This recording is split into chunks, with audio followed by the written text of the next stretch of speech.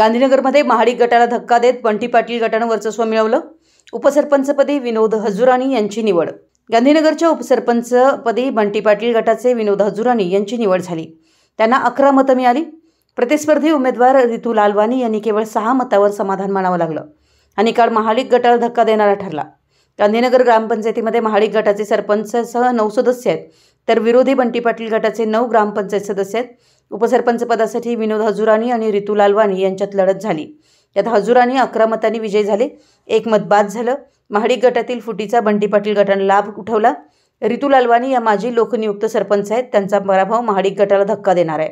बंटी पाटील गटाचे ग्रामपंचायत सदस्य सनी चंदवानी व निवास तामगावे व अन्य सदस्यांनी हजुराणी यांच्यासाठी जोरदार प्रयत्न केले। मराठी एस न्यूजसाठी कागलहून प्रशांत दळवी।